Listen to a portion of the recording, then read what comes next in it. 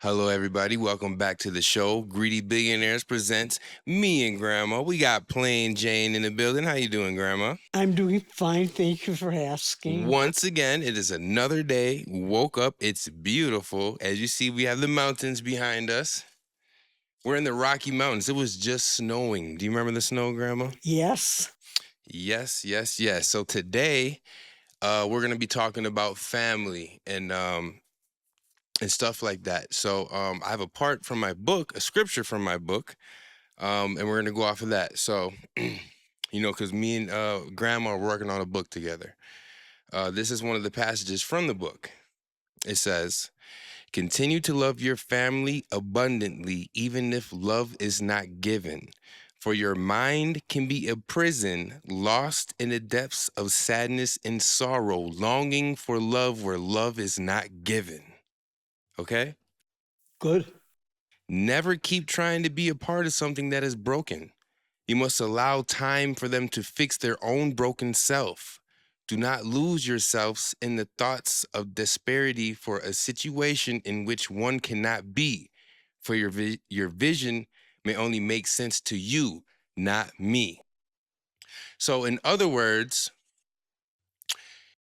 don't give up on family, even if family isn't what they're supposed to be, because at the end of the day, we're all humans. And something that makes sense to them in their head might not make sense to you, vice versa.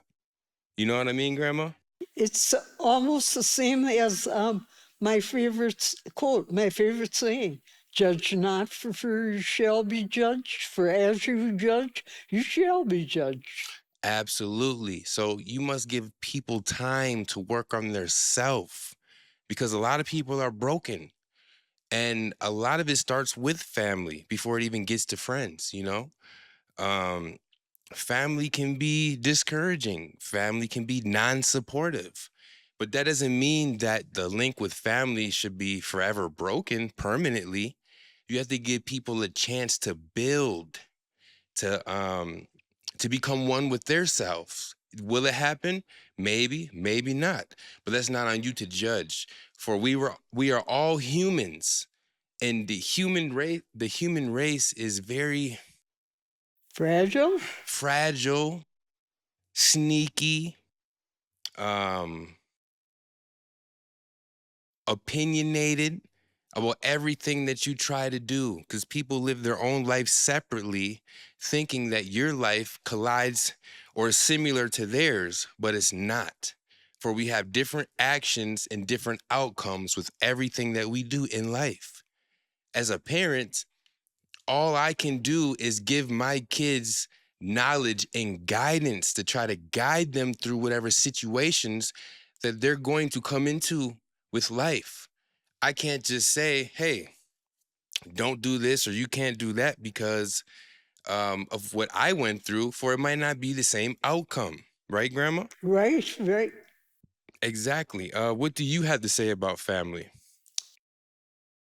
Love them regardless of what kind of a situation Yep, you're in, because people change from day to day and they do.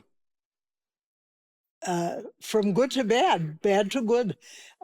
We all need understanding. Yes, we do. Understanding. So sometimes just distance is the best thing. Don't give an opinion on what's going on in the family or friends. Just fall back.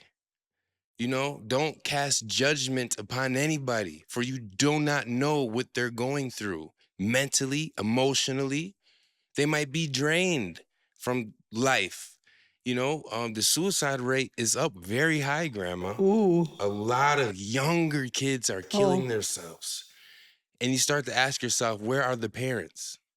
Where are the parents at? I feel like society is all a facade and people are so caught up in trying to be better and do better, but only for themselves, not their actual family, agreed, which agreed. means a lot of time away from home and a lot of distraction, no communication with the children whatsoever, meaning they're left to face life by themselves. And that's not a good thing. The only thing they have to run to is the internet.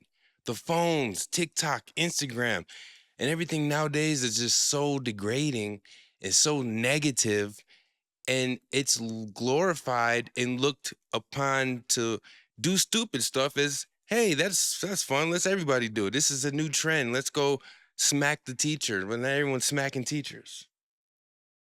More easily said, give love freely. Yep. Monkey see, monkey do. If there was more positive people in this world, now don't get me wrong. I think there is a lot of positive people in the world, but the system in which we're stuck in, the matrix, as Andrew Tate would call it, doesn't give them a voice to voice the right opinion, to voice the difference between right and wrong. So all these kids are seeing is craziness, madness, sadness.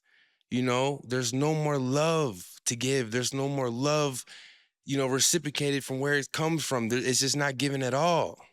You know what I mean, Grandma? I do. How was it back in your day? Tell us a little bit about family and love and maybe the morals and maybe self principles that don't really exist anymore today. Families stuck more closely together. A lot of the families were not, what would you call them? My background is my parents were from Belgium. Yeah. Okay. So it was a little bit different then. Yes. Very, very different from But growing up in 1938. So, you were raised in the 40s versus 2024. It's crazy, this new generation, Grandma. And I wish there was a button we could just press to reset everything, but there's not. And sometimes I ask myself, is humanity worth saving in God's eyes? And I truly don't think it is, because look at us. We fight, we steal, we kill one another to try to better ourselves for our own financial benefits. Everything is based off of money. It's a lie. For the Bible says money is the root of all evil.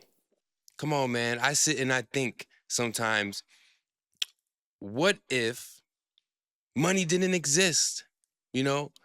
Back in the day, what was more important? Let's say you woke up in the middle of a cave. You were a caveman, okay? At the time, you were a caveman, had a cave family, little cave girl, little cave boy. What were they thinking about? I don't think it was money. I think it would have been, how can we better ourselves to get ourselves out of this situation? I agree. They were always looking for something better for themselves and their families. And their family. Yeah. Every day that I get out and I try to work is for my family, for my kids, for my grandma. How could I just leave somebody for dead? I had to make a decision in my life to say what's important. Is it going to be drugs, partying, and girls? Or is it going to be my grandma? And I had to make a decision. And that's the day my life changed, especially with my grandma. Right? Right. And I'm so happy to have you in my life, Grandma. I'm so happy. I'm glad that we're doing this podcast.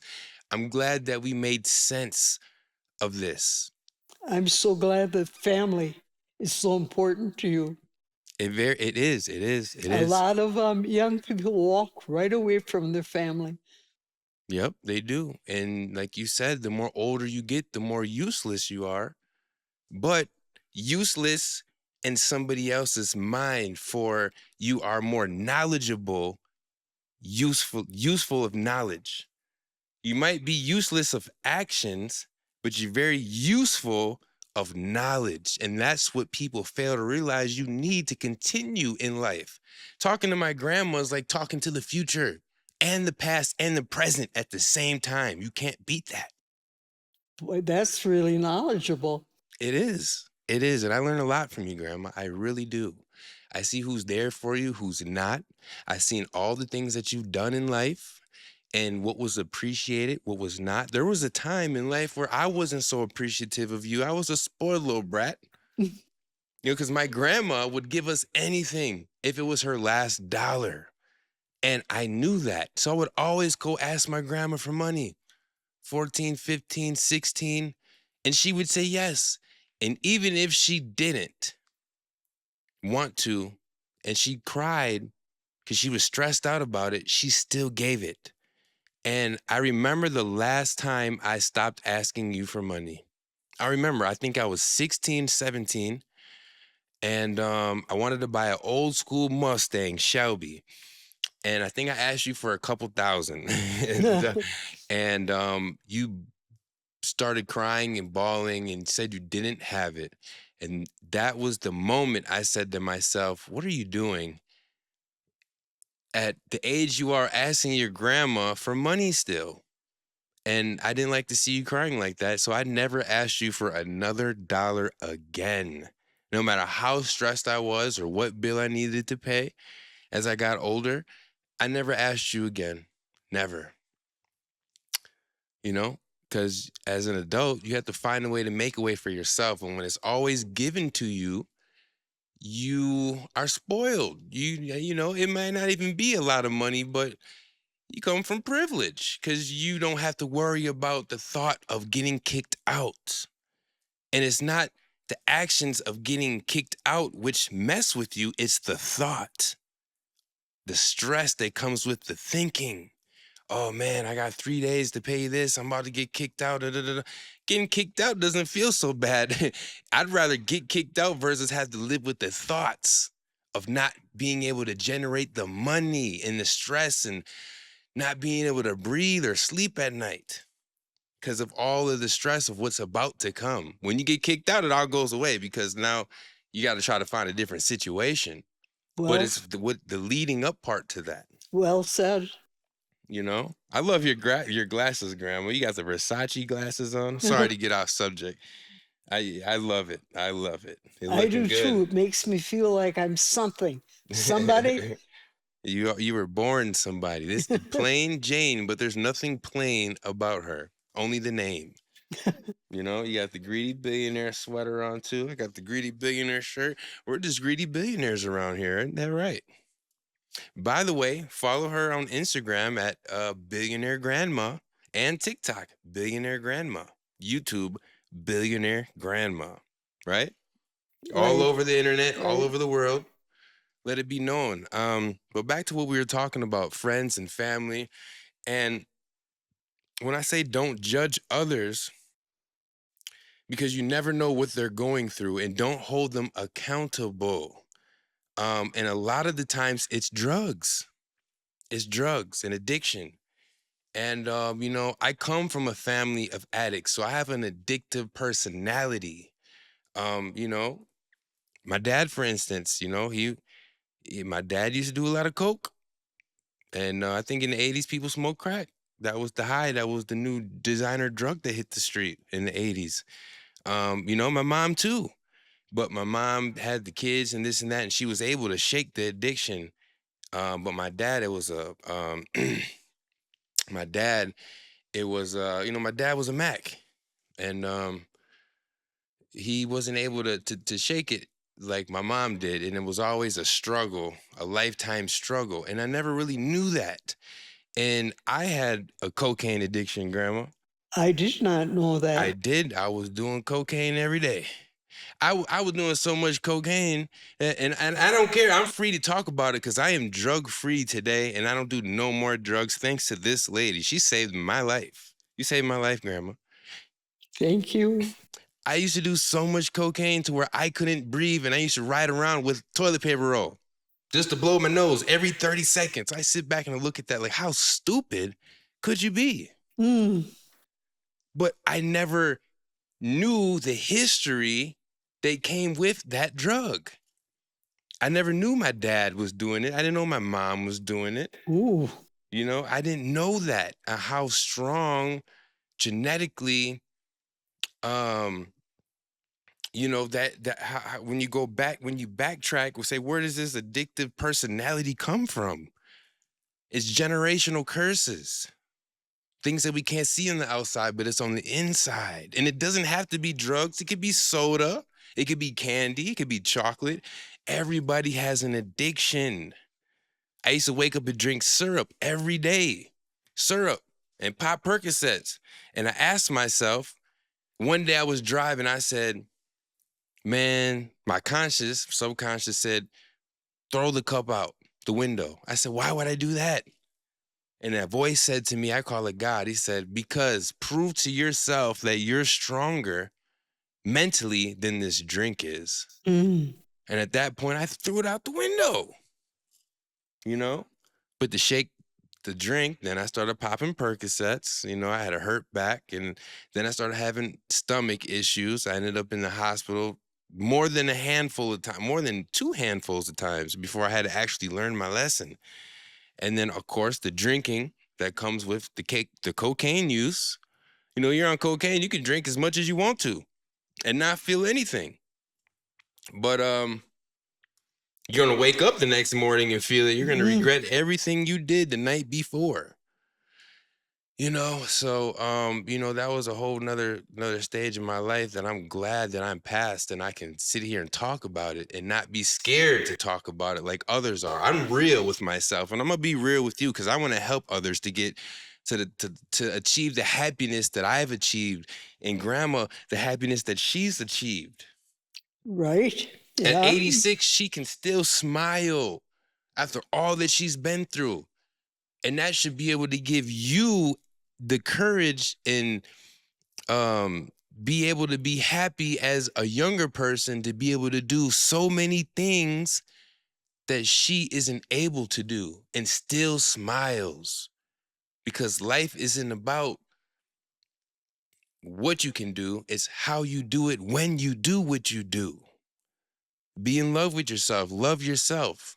And then you can love the others around you. You can teach them how to love. Because 9 times out of 10, when you get into a relationship with another person, you could love them. You could be a needle in a haystack, meaning you're the best person in the world. The chances of you meeting another needle in the haystack that loves you as much as you love them is slim to none in today's age. But through time, you can show them what's love. You can show them how to love you. Be a teacher to those.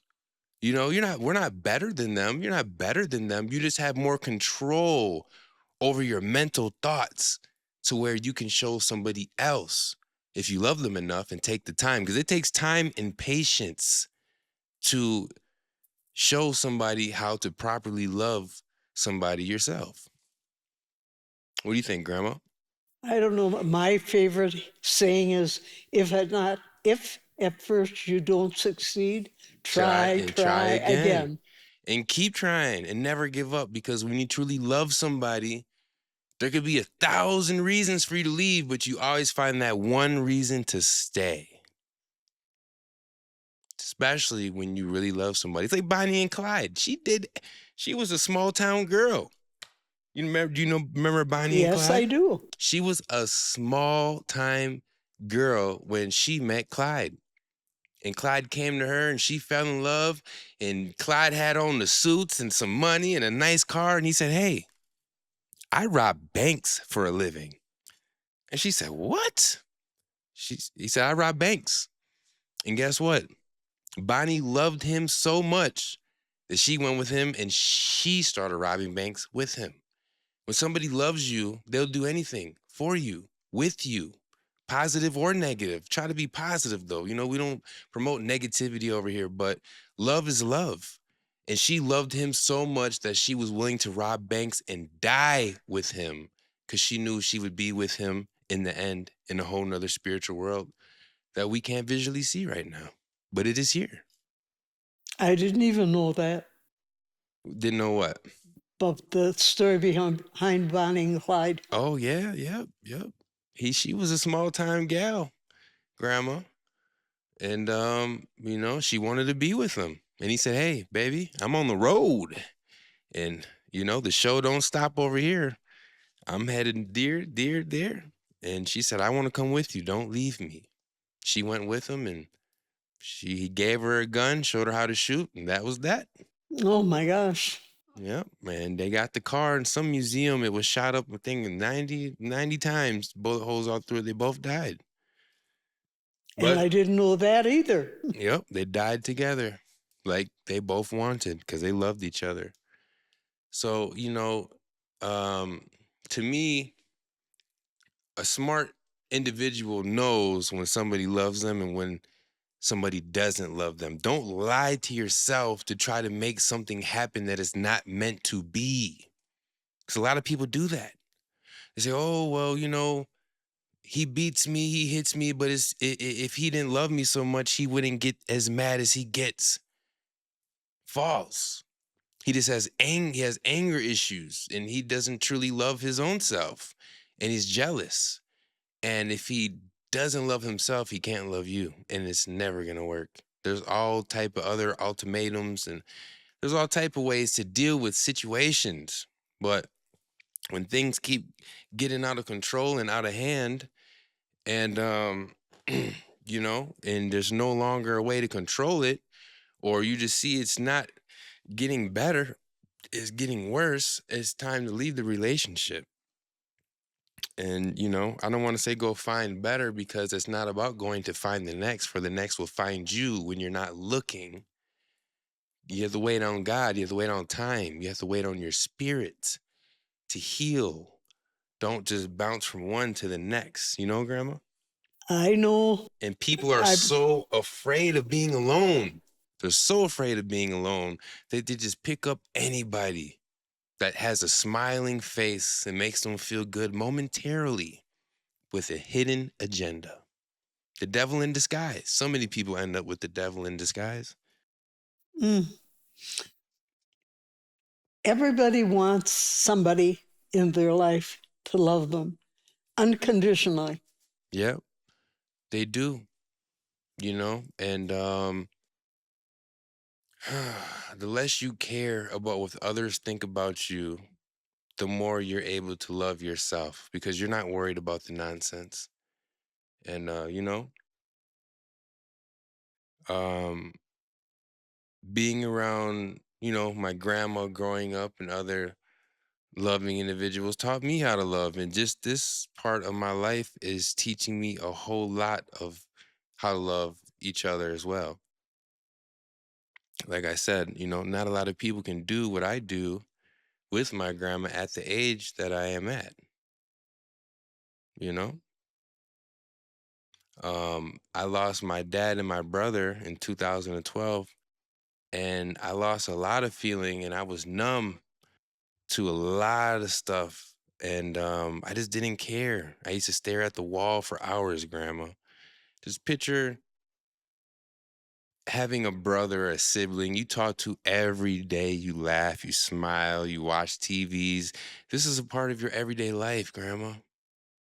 And then one day they're just gone, you know?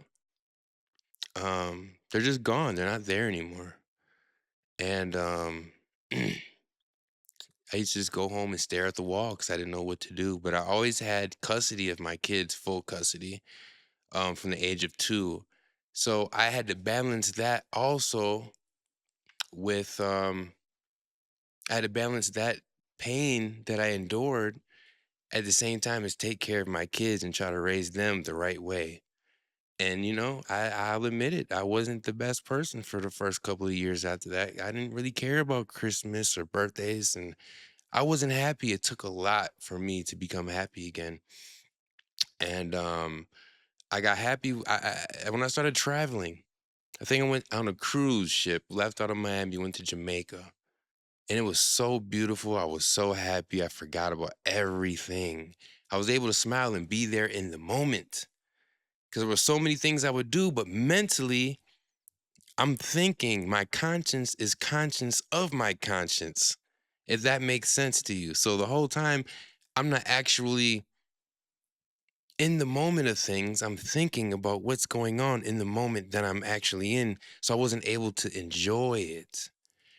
And I loved my brother. My brother showed me everything, everything that I know. My brother was a hustler. He got it the best way that he could. If my brother said, "Hey, I'm robbing banks," I'm going to rob banks because that's what big bro wants to do. That's hard to believe. Yeah.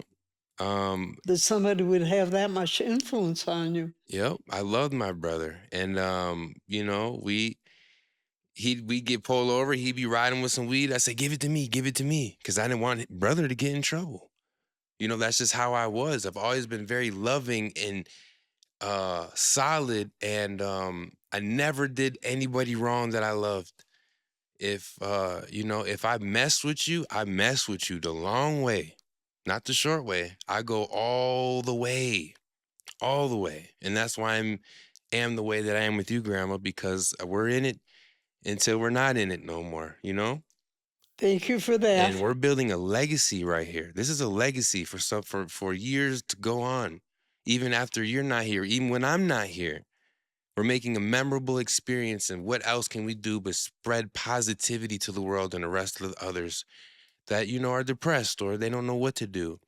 Before I forget, that was my brother, and I learned a lot. My last conversation with my brother, and it messed with me for a long time. When my dad passed away, he had a Maserati, and Maserati Quattroporte, and when he passed away, my stepmom, she got it. Susan, I love her a lot as well. Shout out Susan.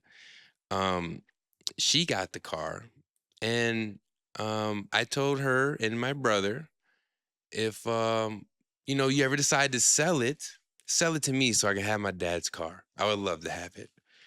And Big Bro said okay.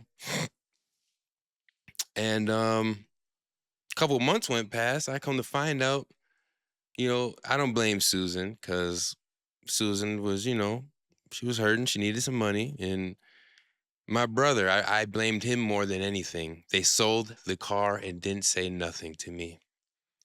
Now, I was just talking out of my ass because I didn't have $20,000 to buy the car at the time, because I don't even remember how much it was. But whatever it was, I didn't have the funds to buy it, but I acted like I did. See, this is the thing we call growing up, and everything is just in your head. But I found that to be a reason to pick a fight with my brother. And the last time I talked to my brother, I called him on the phone and I said, you helped sell my dad's car? Because we had two different daddies, but the same mom. And he said, yeah, da da da. And I cussed him out about that car that I wasn't able to buy. and and I hung up on him. And that was the last time I talked to my brother. You know, and and the next thing I heard, I was in Wisconsin at my mom's house, and I was just visiting, and I seen three police cars drive past my mom's window and park. I'm looking through the window and I'm there with a chick, and she's like, "Oh, they're coming to the house." I'm running around panicking. Oh man, they're coming to get me. I done all type of things. I don't even know what they're coming to get me for. I just know it's something crazy. It's over with. And then they knocked at the door, and I said, "You know what? I'm tired of running. I'm tired of hiding. I'm just gonna own up to whatever it is at the door and see what it is." And I went to open the door, and it was the police. And I took a deep breath. And they said, is your mom home? Lori Cersei. And that's when I knew that something happened to my brother. And I said, no, she's not. And they said, well, who are you? I said, is this about my brother Rashad? And they said, well, who are you? I said, I'm his little brother. And they said, yes, it is. You want to sit down? I said, no, I want to stand up. Sorry, Grandma. 1 second. No, you got to get it out. And that's when they told me he was in a car accident and he passed away earlier that night.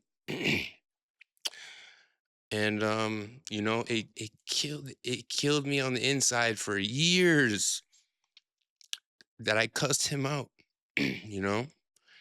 And then as I'm sitting on the porch, my mom pulls up with all my sisters in the car, and they told the news, they told the police. I'm sorry, I'm discombobulated right now. The police told them the news and what was going on.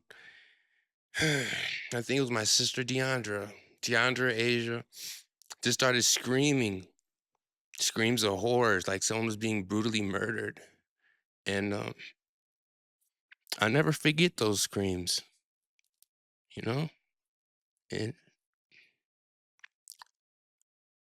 sometimes I wake up to those screams and it never goes away.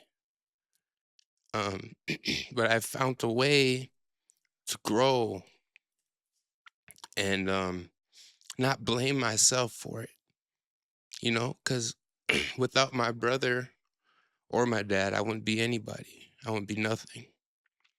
And I'm grateful to have those two people in my life to teach me the things that they did teach me. Otherwise, I won't be here today taking care of you, Grandma. Thank you. Thank you. Um, another thing I learned, my dad. Um, and my dad was always the most positive individual. And sorry, you guys. My dad was very positive, and he had cancer. And I was in Miami. He was in Las Vegas, and I said, "Well, Dad, I think it was pancreatic cancer." Um, I said, "Well, how bad is it, Dad? Do I need to come?" And he's with a smile and a laugh said, "No, I'm okay. You don't need to come right now. I just got to Miami. I'm ripping. I'm running. Um, I'm turned up." So when he said that, I gave it no second guess, and I continued to do what I was doing in Miami and make money. Man, I'm fresh in Miami. I love Miami. I don't want to leave Miami. So when Pop said, "Oh, I'm good," okay, he's good. A week later, my brother calls me because my dad went first. And my brother called me. He said, "Dad's not doing too good. You should probably get here." And that's when I decided to go. So me and this chick, we jump on the plane. We touch down in Vegas. I walk in the hospital. I I'm a regular person before I walked into the room. I take one look in the room and look at him and I and I had to walk back out of the room just because of his condition and how skinny he was and how the cancer was beating him up and killing him slowly. And I remember wanting to put him out of his own misery because I felt so bad. And I was looking at others in the room just speaking so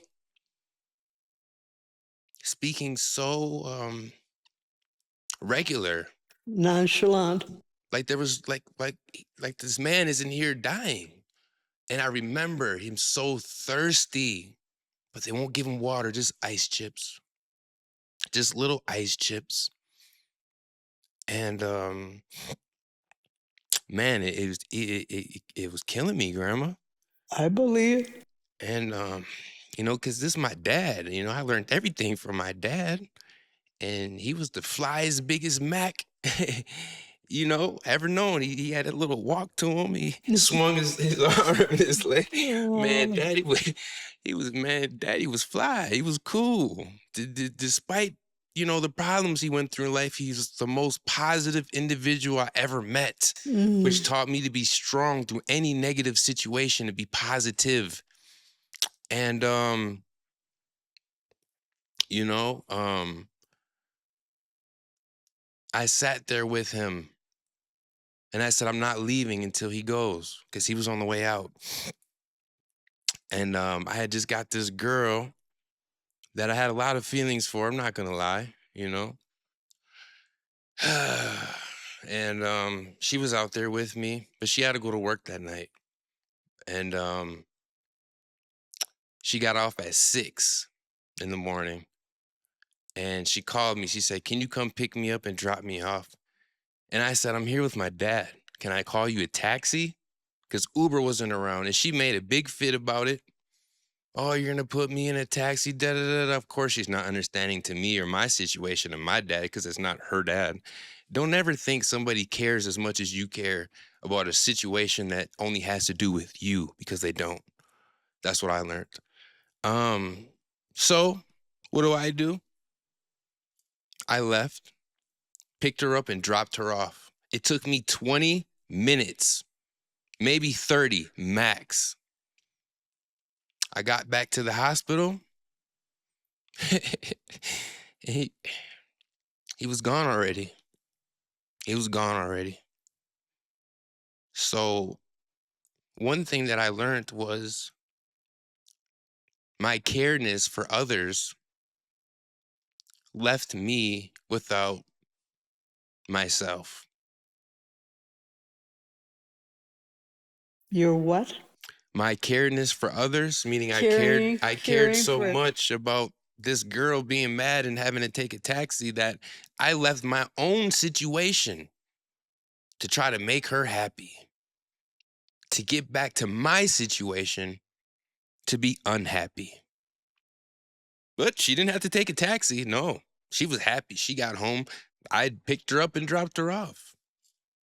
And I came back to a dad that passed away in the moment of me going to make this other person happy, thinking I had time.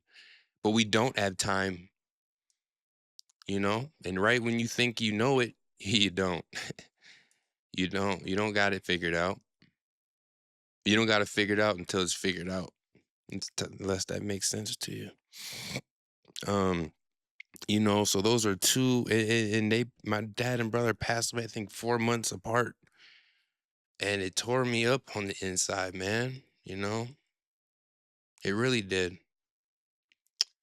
But I had to learn and I had to grow from that and not blame myself, even though it was so hard not to, because it was all my actions and the things that I did. So when I say, don't take things out on family, let them be sometimes until they come back around and understand, because we're not here forever. Life can be great and it can be worse tomorrow. Everybody can be dead. It could be a car wreck. Anything can happen. The end of the world can happen. And you're stuck with the memories of hardships that you put the ones that you love through, that you could have changed, but you didn't. And one thing also that helped me get off of drugs other than my grandma is, because I would drink a lot too, and it would mess the lining of my stomach up because it had something to do with taking Percocets and all the cocaine and all the ecstasy pills and everything. Through time, the syrup ate up the lining of my stomach because I would wake up to breakfast. My breakfast wasn't food. My breakfast was pills and syrup, lean, promethazine with codeine. And through the years, it ate up my stomach. So, unfortunately, whenever I did heavy drinking or bad dieting, or take too many Percocets, I would end up in the hospital, violently sick and ill, throwing up like I'm dying. Like I want to jump off the roof and kill myself because I feel so horrible. And I started feeling a little better. The nurse said, "Hey, get up and and try to walk around. You need to get some circulations going in your legs. I'm sitting for too long." I said, "Okay." I got my towel. I mean, my blanket, my big fuzzy blanket that comes with me everywhere, that I just gave to you. Well, not right now, but it's downstairs in your room because I love you. I'll give you any. I'll give you the shirt off my back. Oh, So I'm walking through. I'm about to say casino. I'm walking through the hospital, and I'm looking in each room. And each room I look in is a person, late 40s, early 50s, 60s, 70s, and they're all messed up. and there's no coming back from them for them. It's done, it's over, it's too late. And it hit me. I said, damn, I still have the opportunity to walk out of here and change my life to where it's not too late for me. And I can do better and never come back to this damn hospital ever again because I want to do drugs, because I want to have fun, because I want to drink.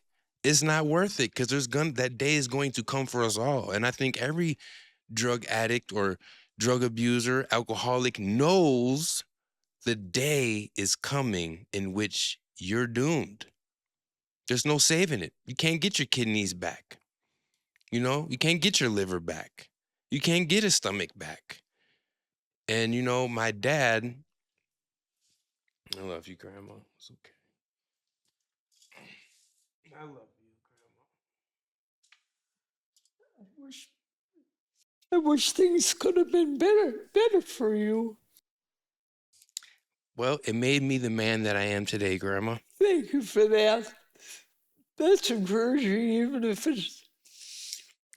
it's a sad story. It's encouraging to know that you survived it. Yeah. Um, and my dad needed a kidney transplant. He was on dialysis because of the drugs he did. And um, I offered him one of my kidneys. You know what he told me, Grandma? No. He said, no, no, I would not be so selfish Oh, to ask you or even take a kidney from you because I was the irresponsible one. oh my gosh. And I'm not mentally all together still.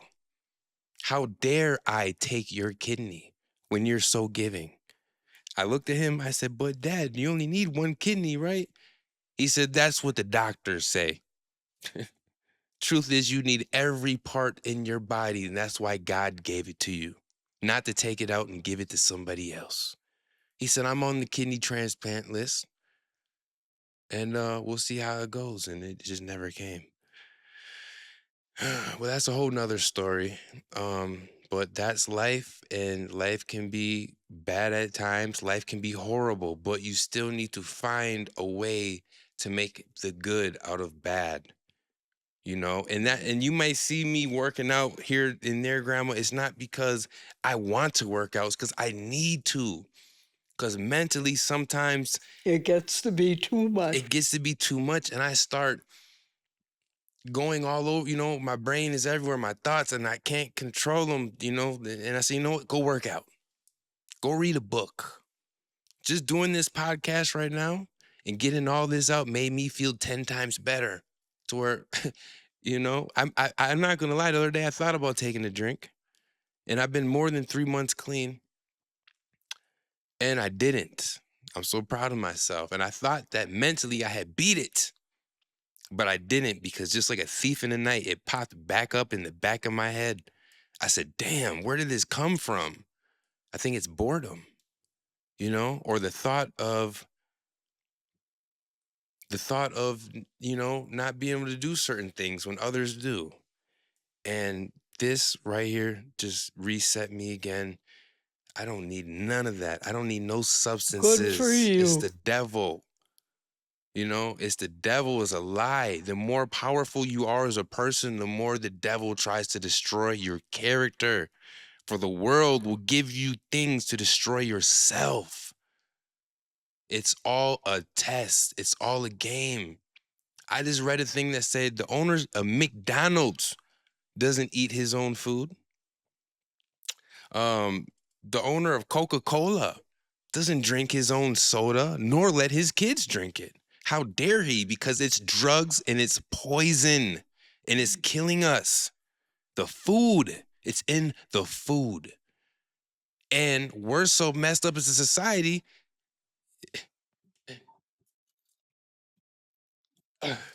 This could say poison on it. Poison. And we say, oh, it's not going to kill me right now. And we drink it. We still drink it because it tastes good. Because it tastes good. Only 1 in a million can say, hey, I'm not drinking that. You guys drink that. And that's where I'm at right now in my life, Grandma, because I want to do better. I want to be better. And I want to be here for my kids. I want to be here when I have my grandkids. I want to live to be your age. Oh, I really do. You're healthy, you're walking, you're talking. You might have a little bit of memory loss, but we're gonna get you right. We get some billions, and we're gonna spend all type of money on brain research to try to get your memory back. oh, You know, I just saw a thing though. Actually, it's called it's a type of lion's mane mushroom. Lion's mane mushroom. lions. Lion's mane mushroom, and it's supposed to be for memories, natural. Um, in Florida, I was giving you black seed oil. That is also for memory loss as well. When we ran out, I'm gonna have to order some, but we try everything, Grandma. We're gonna make it work. Oh, thanks for sharing. Not only the story, the medicine too would be nice. Yeah, And so I'm, what am I, 83? you're 86. Well, Yep, we're 86. as long as I have you, I have a chance. Always, and as long as I have you, I have a chance. There we Right go. back at you. There. Man, I think it's time to wrap up the podcast, Grandma. Is there anything that you want to say to the audience or people that are tuned in right now? Any words of wisdom before we end the show? I know through my life, you're tempted to do things that you know are not right. They're not right in the worst way. So and they're there to haunt you because they tickle your brain. And Yep. when you listen to it, please listen hard because you need to turn your back on what it is that they're trying to prevent you from doing to yourself. And when you indulge in these thoughts and these actions, it makes it even harder not to keep indulging in the same thing. You know, if you never drink, you don't know what drinking feels like. So it's not a problem to not drink because you don't care for it. How many people are tempted that don't do what the temptation that's being given to them, Yeah. whether it's drinking or w- some people just don't know how to say no. say no and how to deal with life. They feel like they need to be under the influence of something to make them a better speaker, a better player, a better driver, a better talker amongst the ladies. You know, people need to learn how to be themselves because when you're under the influence, you're not yourself. You're somebody totally different. Yeah, that's true. You're totally different. You know, and when you take something and it feels good, it's like, whoa, you know, I did that so good, but you just cheated. Quit cheating. Do it the right way. It might take you 10, 20 times before you learn your movement or how you're supposed to do it, but don't resort to drugs and alcohol to try to be the person God intended you to be because you're not really your true self. You're somebody else, you know? Wanting to be the best you can be comes at a hard price. It does. And that's why there's so many rich people and celebrities that are going through it. And, you know, big actors and movie directors, and I never thought had drug problems, but they do. They have a lot of people are on drugs, and the percentage rate is getting higher.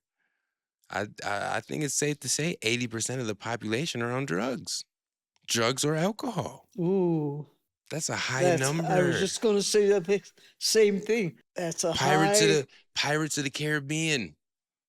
What's his name? You guys know what I'm talking about. He did drugs. Johnny Depp. When he went to court fighting with his wife and all those the paperwork came out, it was known that he was doing a lot of cocaine as well. He was doing a lot of drugs. And I said, "What? Not Johnny Depp?" Yes, Johnny Depp. when I got to Miami, I realized everybody did cocaine. Everybody did cocaine. And I didn't even like cocaine. I do cocaine and I feel weird and I don't want to go anywhere and I'd be stuck in the house in my room walking back and forth for hours. It's like what for what? And I don't it's just crazy that some people are high functioning on it and some people aren't functioning at all, and unfortunately it's a problem and it's a problem in the United States. I think it's a problem with the whole world. And I think if we shed light on it, Grandma, and we try to spread as much positivity as we can, people can learn from us and our story. There you go. So Listen. listen. That's all you got to do. Listen. Listen to somebody that's been through it. Listen to somebody that has lost everything and got it back. I've been there, done that, lost it, won that. I'm still here. And I could lose it again. But guess what? I'm going to keep fighting for what's mine and what I deserve. I love you, Grandma. Surround yourself with people that love you, and you won't do it again. Absolutely. Because the ones that are around you they set the tone for what you end up doing. But that's all we got for today. Time to wrap it up. Let's end this podcast with a positive prayer. Give me a hand, Grandma. Do you want to pray? You want any prayer you want to say, Grandma? Lord, have mercy on my soul. Take care of me while I'm in this world, and let me enter your world. Thank you. God, thank you for letting us wake up today and see this beautiful day. Thank you for letting us breathe the air that you provide to us and the ground that you give us to walk on, God. For we give thanks and glory to your name, for there is nobody else to take credit for all of the things that you do, God. Even though life can be hard, I thank you for all the trials and tribulations that you have put me through, have put us through to make us into the people that we are today. For everything is just a stepping stone in life to get to the next. Thank you, God. And I ask that you continue to protect me and everybody that's watching this podcast. Keep them healthy, God. Keep us away from drugs and keep us motivated. Keep us at one with each other. Teach us love and how to love ourselves. Thank you, God, for may tomorrow be as beautiful and blessed as today, if not better. In God's name, amen. Amen. Amen.